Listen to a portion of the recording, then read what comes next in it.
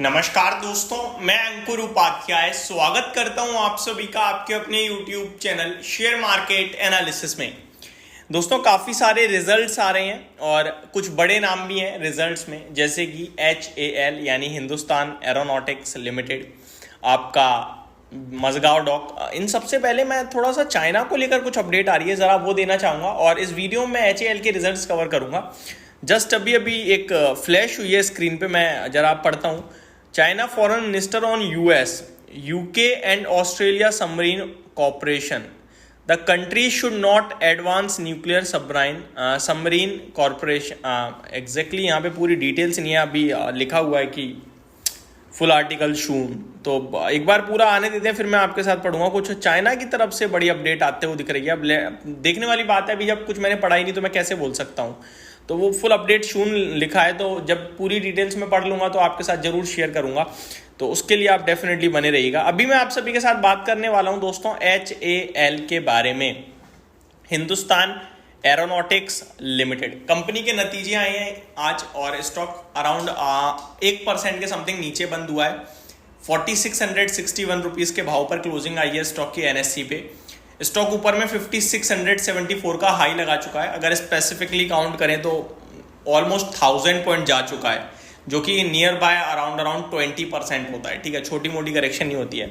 आप सभी ने देखा है कि ये शिपिंग डिफेंस स्टॉक्स ने बहुत बड़ा पैसा बनाया इन्वेस्टर्स का। और अगर आप स्पेशली डिफेंस सेक्टर में सरकारी कंपनियों की बात करें तो HAL, BEL और BDL, तीन बड़े नाम शायद आपके दिमाग में एंटर करते होंगे। इन तीनों में ही अगर आप वैल्यूएशन टर्म में खोजोगे तो HAL सबसे ज्यादा रीजनेबल प्राइस पे मिलेगा वैल्यूएशन टर्म्स में। HAL 41 के PE पे ट्रेड कर रहा है और HAL के नंबर्स आते हुए दिखे आज। कैसे रहे हैं रिजल्ट्स, वो आपके साथ शेयर करता हूं। उसके बाद बात करेंगे क्या करना चाहिए। दोस्तों, रिजल्ट्स में थोड़ा सा लोगों को क्या कंफ्यूजन क्रिएट हुआ। For example, consolidated net profit अगर आप देखोगे ना तो 814 करोड़ से बढ़कर 1440 करोड़ पे आए हैं, यानी 814 करोड़ के सामने 1440 करोड़ का प्रॉफिट आया। मतलब आप कहोगे भाई साहब मजा आ गया, ऐसा लगेगा आपको, क्योंकि भैया मामूली बात है क्या, आपका single quarter year on year basis पे एक क्वार्टर में 1440 करोड़ का मुनाफा आपका 800 करोड़ के सामने डबल हो रहा है ऑलमोस्ट। यहाँ पे एडजस्टमेंट है एक्चुअली। जब आप पूरे नंबर देखोगे तो आपको चीजें समझ में आएंगी।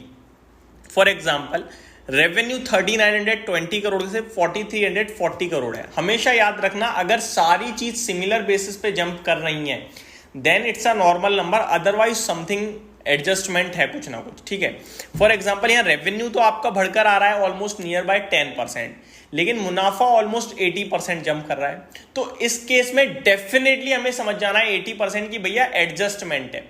और 80% इसलिए बोल रहा हूं क्योंकि हो सकता है मार्जिन बहुत ज्यादा इंक्रीज हो गए हो।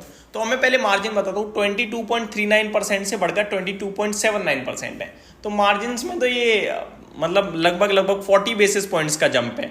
दैट मीन्स क्लियर हो गया कि एडजस्टमेंट है, क्योंकि मार्जिन बढ़ नहीं रहे हैं आपके उतने खास, आपका रेवेन्यू टॉप लाइन जो वो उतना खास नहीं बढ़ा है, तो फिर मुनाफा इतना बड़ा कैसे हो सकता है। तो आपको डायरेक्टली समझ जाना है एडजस्टमेंट है। कभी भी कोई नंबर पढ़ो, मुनाफा आपको लोगे बहुत बढ़ गया है तो फिर आप डायरेक्टली रेवेन्यू देखो, रेवेन्यू भी आपको देखिए बढ़ा है और अच्छा बढ़ा है और मार्जिन और अच्छे बढ़े हैं तो समझ लो न्यूट्रल नंबर है। लेकिन केवल मुनाफा बढ़ता दिखे कभी भी और बाकी चीजें नॉर्मल दिखे तो समझ जाना एडजस्टमेंट है।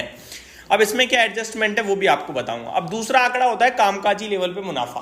अब देखो, कामकाजी लेवल पे मुनाफा भी अगर ऑलमोस्ट 80% बढ़ रहा होता ना तो भी मैं मान जाता नॉर्मल है, लेकिन कामकाजी मुनाफा भी नॉर्मल ग्रोथ में है। 877 करोड़ से 990 करोड़, ऑलमोस्ट 10% की जंप है।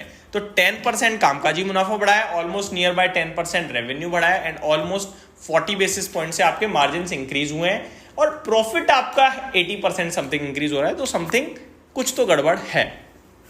तो एडजस्टमेंट क्या है, आपने इसीलिए नोटिस करा होगा, जब कंपनी ने सबसे पहले आपका प्रॉफिट का आंकड़ा पेश करा तो शेयर शूट कर गया 2-2.5%। लोगों ने कहा भाई तोड़-फोड़ नंबर हो गए, लेकिन उसके बाद जब चीजें देखने को मिली तो धीरे धीरे रेवेन्यू आया, फिर एबिट आया, मार्जिन आए तो न्यूट्रल थे, इसीलिए स्टॉक ऊपर से टूट गया।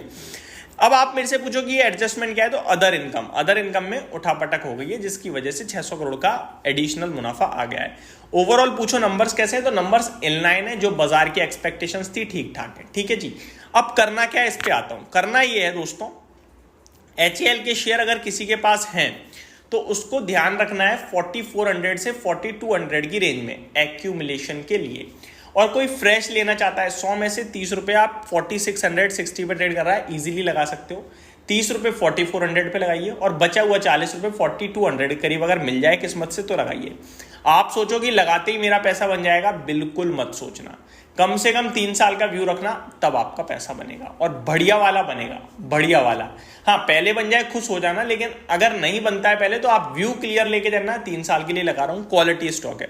क्योंकि आप मेरे से BDL पूछोगे तो बहुत ही गंदे नंबर पेश करे थे, 10% क्रैश भी हुआ था, मैंने वीडियो भी शेयर करी थी। प्लस 160 के PE पे है, कौन लगाए पैसा। BEL बोलोगे तो ठीक कंपनियां, अच्छे नंबर आते हैं और अच्छे वैल्यूएशन पे भी है, लेकिन HAL से अच्छी वैल्यूएशन पे नहीं है। अगर आप ऑर्डर बुक देखोगे तो HAL से तंगड़ी नहीं है, काम HAL से तंगड़ा नहीं है। सरकार से भी अगर ऑर्डर निकलते हैं तो पहला प्रेफर HAL ही आ जाता है कहीं ना कहीं। तो ये सारी चीजें HAL को थोड़ी सी ज्यादा लाइमलाइट में लाती हैं। तो ये मेरी तरफ से अपडेट थी, होप आपको सारी चीजें समझ में आई होंगी। Thank you so much for watching this video, have a great day guys.